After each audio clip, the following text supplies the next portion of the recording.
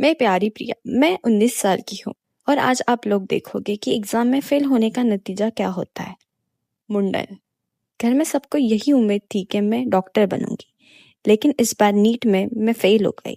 जब रिजल्ट आया, माँ उदास हो गई, पापा भी चुप थे। माँ हर दिन बस यही कहती थी, बेटा हमने तेरे लिए कितने सपने देखे थे। उस दिन मैं अपनी रूम में मिरर के सामने बैठी थी और मैं अपने लंबे घने काले बालों को स्टाइल कर रही थी। ये मेरा फेवरेट टाइम था अपने बालों को संवारने का। इतने में माँ कमरे में आई। उनका चेहरा लाल हो गया था। प्रिया, तू यहाँ बाल बना रही है? मुझे लगा पढ़ाई कर रही है। नीट एग्जाम में फेल हो गई है, तुझे सजने संवरने की पड़ी है। अब समझा मुझे कि क्यों फेल हुई है तू। अपना सारा टाइम तू यही बालों में बर्बाद करती है। मैंने प्यार से बोला, माँ प्लीज, अभी भी एग्जाम हुई है, तुरंत थोड़ी पढ़ाई करूंगी, थोड़ा टाइम चाहिए मुझे। माँ को पता नहीं क्या हुआ, वो पास आई। उन्होंने मेरा हाथ पकड़ लिया और जोर से कहा, आज तुझे सबक सिखाऊंगी मैं, चल मेरे साथ। लेकिन कहाँ जा रहे हैं माँ? अभी के अभी नाई के पास चलते हैं, बाल छोटे करवा लेंगे ताकि तेरा ध्यान पढ़ाई पे। चल जल्दी से। मुझे रोना आ गया। माँ, नहीं प्लीज माँ, मेरी फ्रेंड्स क्या कहेंगी, मैं बाहर कैसे निकलूंगी। लेकिन माँ, गुस्सा कम ही नहीं हो रहा था। उन्होंने मुझे फोर्सफुली घर से बाहर निकाला और घर के पास एक पुराने लोकल बार्बर शॉप पे ले आई। दुकान में नाई अंकल बैठे थे, पुराना दुकान। उन्होंने हम दोनों को कहा और पूछा, क्या बात है दीदी? माँ ने गुस्से में बोला, भैया इस लड़की के बाल बहुत लंबे हो गए हैं, थोड़े छोटे कर दो। लंबे बालों की वजह से पढ़ाई में ध्यान नहीं लग रहा है। नाई अंकल ने अच्छे से देखा। मेरे लंबे बालों को देख के उन्होंने धीरे से कहा, दीदी अब बाल छोटे करने से काम नहीं चलेगा, पूरा टकला करवा दो, मुंडन करवा दो।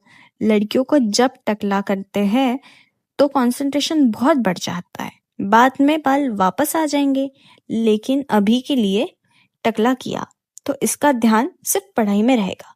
माँ ने एक सेकंड सोचा और बोली, ठीक है भैया, टकला ही कर दो, सारे बाल निकाल दो इसके, ना रहेंगे बाल ना होगा टाइम पास। नाई अंकल ने एक सफेद कपड़ा पहले मेरे गले में लपेट दिया, फिर उन्होंने कैंची उठाई और मेरे लंबे बालों को काटना शुरू किया।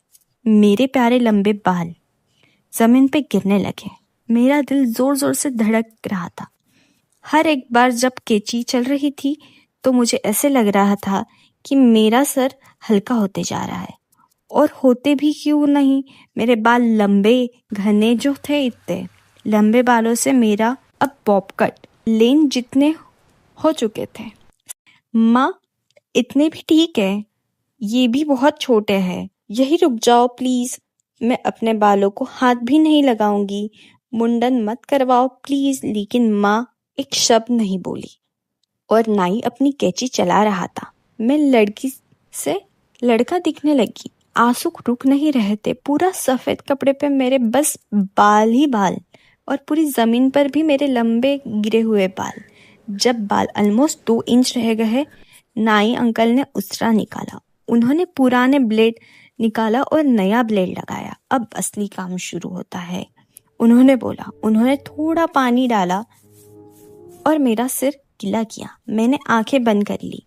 पहला स्ट्रोक, उसरा मेरे सर पर ऊपर से गुजर रहा था। मुझे नाई की उंगलियां फील हुई मेरे सिर पर, जैसे कुछ बचा ही नहीं। दूसरा स्ट्रोक, तीसरा स्ट्रोक, हर स्ट्रोक के साथ मेरे बाल खत्म हो रहे थे।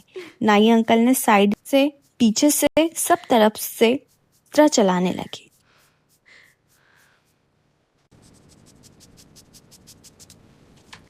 अब उन्होंने शेविंग क्रीम लिया और मेरे गंजे सिर पे लगाया। जैसे ही वो चाहते ही थे कि मेरा एक भी बाल बचे ही नहीं, और फिर उसरा चलने लगा। लास्ट में उन्होंने मेरे नेक और साइड को भी बिल्कुल क्लीन किया। जब पूरा प्रोसेस खत्म हुआ, मैं बिल्कुल चिकनी टकली हो चुकी थी। मेरा सर चमक रहा था, मैं पूरी गंजी हो चुकी थी। माँ ने मेरे गंजे सिर पर हाथ फेर के हुए कहा, देखा बेटा, अब यही लुक रहेगा, जब तक तू नीट क्लियर नहीं करती पढ़ाई कर प्रिया, डॉक्टर बन, बालों को बाद में संवारना। नाई ने मेरे सारे बाल साफ किए, कपड़ा हटाया। नाई अंकल ने मुस्कुराते हुए बोला, अब जाके पढ़ाई बेटा। टकला होने के बाद सर एकदम हल्का हो जाता है और दिमाग तेज चलता है। मैं अपना गंजा सर लेके घर आ गई। वही कांच के सामने बैठी जहाँ थोड़ी देर पहले बैठी थी, लंबे बालों को संवार रही थी। मैंने अपना गंजा सर उस पे हाथ घुमाना शुरू किया और रो दिया फिर से। मुझे नहीं था पता कि फेल होने की सज़ा मुझे मुंडन मिलेगी।